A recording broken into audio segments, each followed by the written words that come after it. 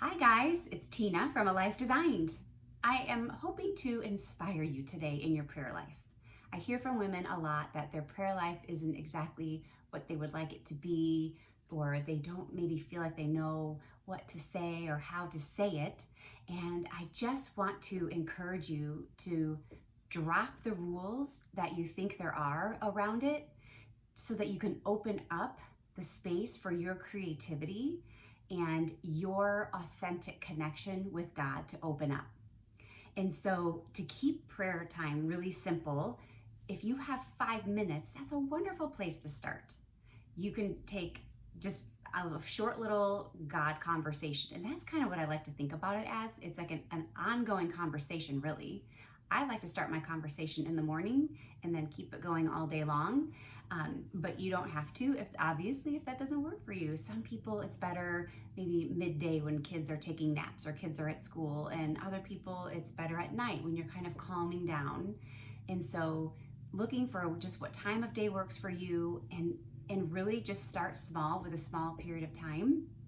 And during your prayer time, there are a few ways that you can pray. Number one, you can ask God for what you need help with.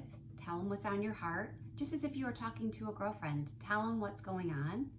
And then you can ask for prayers for other people, like your family members, your friends, your community, the world at large. Those are prayers of intercession, and it always feels really good to take a couple of moments and pray for those people. And I like to encourage you to write down your people that you're praying for to help remember, because sometimes that can get hard to remember. And I actually write down all of my prayers most of the time. I love it. It helps me connect with God that way. It helps me slow down, but don't have to do that. The other thing is, we said prayers of thanks and prayers for other people. No, we didn't say prayers of thanks. First, we just said prayers. And the third thing is prayers of thanks, like just letting him know the prayers you see being answered, the help that he's giving you. I even like to thank him for the help that I don't notice, because we know that's happening, right? Like he's working things out behind the scenes, and we may not notice it. Maybe we're too busy, or maybe it's just not visible yet. And so you could just keep it simple to those three things. And here's where I want to encourage you to take it the step deeper.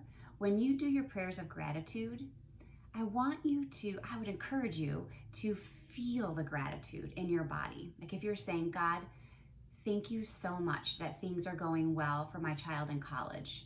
Like, take a minute to feel that gratitude and just like really connect with that. It's a really beautiful way, I think, to connect with God and to slow down enough. And so there's many other ways that you can pray. There's many other things that you can look for and do. And I would love to help you with that if you need help with that. But if you just are trying to get started, or maybe you totally know what to do, but you just needed this little kick in the butt to remind you to get going, then take this as your cue and just know that I'm always here for you, to help you, to encourage you. I have a lot of different prayer resources, devotionals that I could recommend or suggest. Devotionals are amazing. There's several out there that I would recommend. Ones that speak to you like directly in your season of life, right where you're at. It seems like some days when you're reading those, you're just reading it that's just for you. And it seems so incredible. And I especially like the devotionals. Most of them are, but ones that are based on scripture, so that you're actually getting a piece of scripture with your devotional.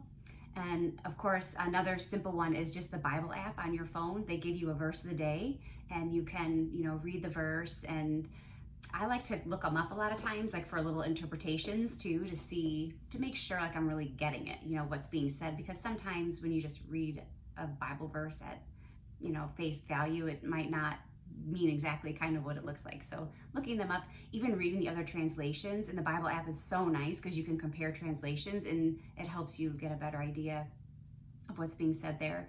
And so praying with scripture is wonderful, and it's peaceful. And I feel like, again, with that, God just gives you exactly what you need that day. I think I've told you guys stories in the past where something was bugging me in one of my relationships, and I was praying about it, and God gave me some scriptures about like being wise with your tongue And sometimes things are better left unsaid. I can't remember where that one came from. I think there was a song actually with that in it. But there were several specific scriptures that came during that time of like discernment, should I say something, that it was unmistakable. It was just like being gentle with your tongue and not always saying everything that comes into your brain.